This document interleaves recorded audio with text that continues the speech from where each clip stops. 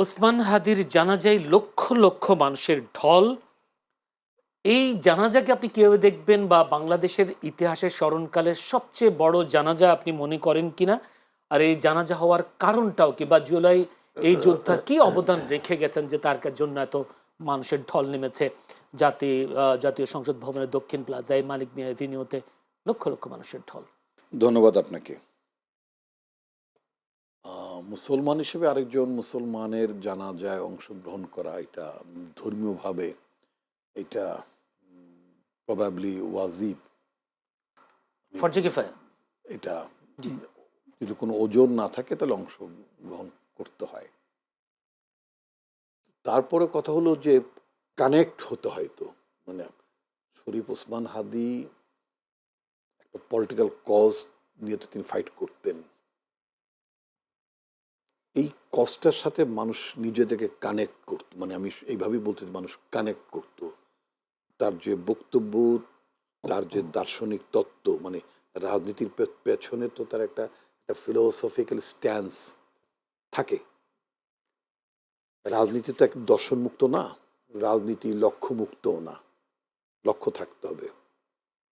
সেই ওই লক্ষ্য এবং তার যে বয়ান, তার রাজনীতির যে বয়ানটা ছিল, এটা মানুষ নিজেদের মধ্যে এটা কানেক্ট করতো। তো ফলে হাদি যখন আততায়ীর অ্যাসাসিনেশন অ্যাটেম্পটের শিকার হলেন, এটা মানুষকে কাঁদিয়েছে, মানুষকে স্পর্শ করেছে, প্রচুর মানুষ ব্যথিত হয়েছে। এবং আমি কারুর বেলায় এমন মন্তব্য সোশ্যাল মিডিয়াতে দেখেছি যে আল্লাহ তো যখন বলেন যে কুন ফাইয়া কুন, হও মানে হয়ে যাও। আমি অনেকে এইভাবে পোস্ট করেছেন যে আল্লাহ যদি একবার কুন বলেন, অর্থাৎ হাদি বেঁচে উঠুক, হাদি সেরে উঠুক, হাদি চোখ মেলে তাকাক, এটা যদি পরম করুণাময় ইচ্ছা হয়, এই ধরনের প্রার্থনা তো মানুষ করেছে। তো এমন একজন মানুষের জন্য মানুষ কেঁদেছে, এমন একজন মানুষের জন্য মানুষ তাদের প্রার্থনায় রেখেছে তাকে। সেই মানুষটি যখন পৃথিবী ছেড়ে চলে যায়, যেটা মানে বলছিলাম, এটা তো কোনো ব্যক্তিগত কোনো শত্রুতা ছিল না, এটা একেবারেই একটা ইডিওলজিক্যাল কনফ্লিক্ট। এবং তার বয়ানে যারা আক্রান্ত হতো, খুব ক্লিয়ার যে মানে এটা এলিমিনেট তো তারাই করেছে। এটা তো মানে ইতিমধ্যে আমাদের গোয়েন্দা সূত্রের বরাত দিয়ে মিডিয়াগুলোতে যে ধরনের সংবাদ প্রচার করেছে, তাতে তা স্পষ্ট যে তার এই হত্যাকাণ্ডের পেছনে পতিত স্বৈরাচারের হাত ছিল, তাদের লোকজন হাত ছিল, তাদের মদত ছিল, তাদের সহায়তা ছিল, এবং শুটার তাদের নিজেদের ক্যাম্পের লোকই, নাম সবই বেরিয়েছে। আপনি যে কথাটি বলতে চাচ্ছিলেন যে লক্ষ লক্ষ মানুষ তার জানাজায় সামিল হয়, যেটা বললাম, মানুষ তার সাথে কানেক্ট করত। একজন শিল্পীর গান মানুষ মুগ্ধ হয়ে শোনে, একজন আবৃত্তিকারকের আবৃত্তি মানুষ কি বলে উজ্জীবিত হয়। অর্থাৎ মানুষ যখন কানেক্ট করে, ইভেন একজন শিক্ষকের লেকচার যখন স্টুডেন্টদেরকে কানেক্ট করে, তখন দেখবেন শ্রেণীকক্ষে পাঠদানের পরিবেশটা অন্যরকম হয়ে যায়, ঠিক তাই না?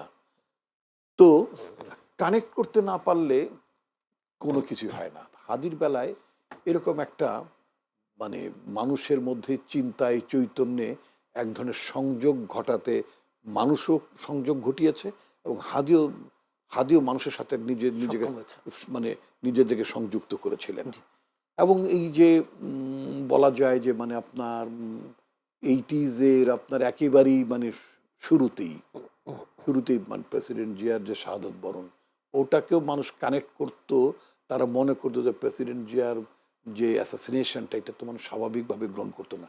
এটা মানুষ শুধুই মনে করেনি যে এটা শুধু একটা ক্ষমতা দখলের লড়াই থেকে কতগুলো ডিরেলড মানে আপনার মানে members of the arm forces তারা প্রেসিডেন্ট জিয়াকে হত্যা করেছে, এটা মানুষ মনে করতো না।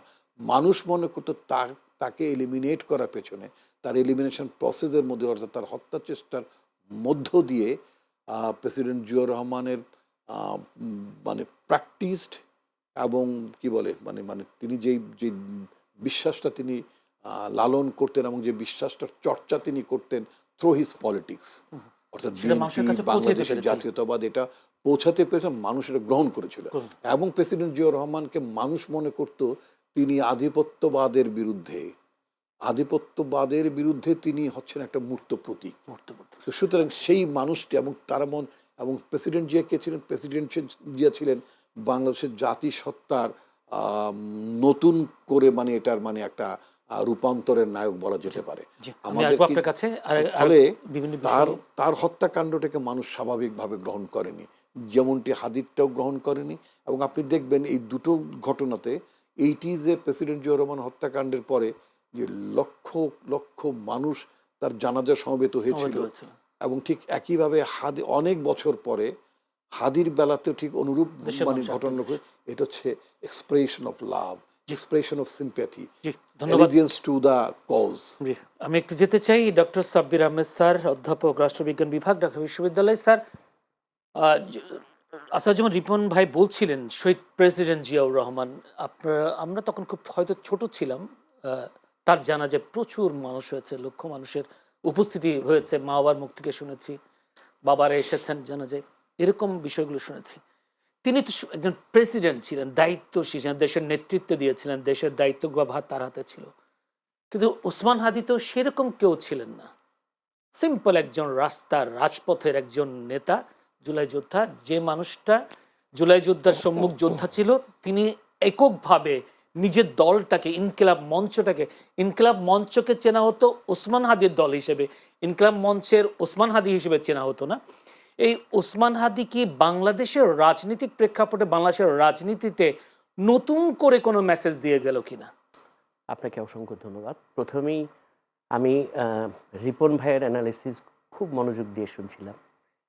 খুবই মানে রিপন ভাই যেভাবে জিনিসটাকে ব্যাখ্যা করলেন খুবই হৃদয়গ্রাহী, এবং যথার্থ অর্থে আপনি যেটা বলেছেন যে যে হাদি যে কারণে আমাদের কাছে এত প্রিয়, যে তিনি তার মেসেজটাকে এত সুন্দরভাবে, এত ডাউন টু আর্থ ভাষায় মানুষের কাছে পৌঁছে দিয়েছেন।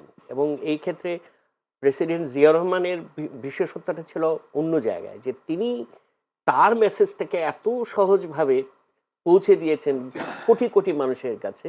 একদম উনি নিজে কিন্তু সারা বাংলাদেশ পায়ে হেঁটে ভ্রমণ করেছেন, এক জায়গা থেকে আরেক জায়গায় গিয়েছেন। কিন্তু হাদির ক্ষেত্রে একটা সুবিধা ছিল যে এখনকার সোশ্যাল মিডিয়ার সুবিধার কারণেও হাদি খুব দ্রুত মানুষের মধ্যে সেই কানেক্টিভিটিটা তৈরি করতে পেরেছে। হাদির যে বিশেষত্বটা আমার কাছে মনে হয় যে, বিশেষ করে আমি যেটা বিশ্বাস করি, আমি জানি না রিপন ভাই আমার সাথে একমত হবেন কিনা, যে 5ই আগস্টের পরে বাংলাদেশের রাজনীতিতে কিন্তু একটা গুণগত পরিবর্তনই আমি বলবো, যে এই ইয়ুথ ভয়েস, যে ভয়েসটা এখন বাংলাদেশের রাজনীতির সেন্টার পয়েন্টে চলে এসছে অলমোস্ট। ওরা যে ভাষায় কথা বলে টকশোতে বসে, the level of confidence they show, oh marvellous. মানে এটা আমরা কোনোদিন দেখি নাই আর কি, যে এই বয়সের মানুষগুলো যে কনফিডেন্স নিয়ে কথা বলে। এখন তাদের জন্য দরকার ছিল একটা সঠিক নেতৃত্ব বা সঠিক দিক নির্দেশিকা।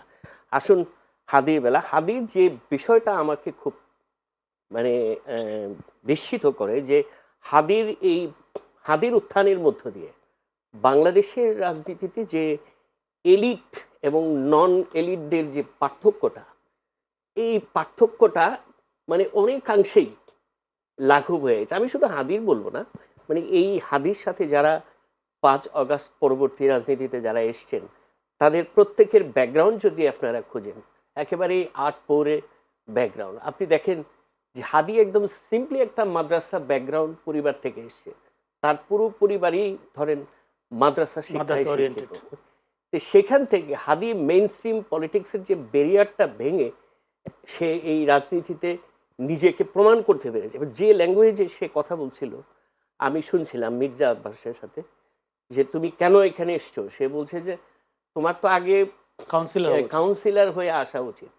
সে বলছে যে না, আমি জাতীয় সংসদে এমপি হব, তারপর আমি জাতিসংঘের সেক্রেটারি জেনারেল হব। ইউ সি তার যে হ্যাঁ, তার যে কনফিডেন্স, এইটা আমাকে দারুণভাবে ইমপ্রেস করেছে আর কি। এবং আমি মনে করি যে এটা বাংলাদেশের হাদির মতো ছেলেদের উত্থান বাংলাদেশের রাজনীতির একটা নতুন প্যারাডাইম চেঞ্জের দিকে আমাদেরকে নিয়ে যাবে বলে আমি বিশ্বাস করি।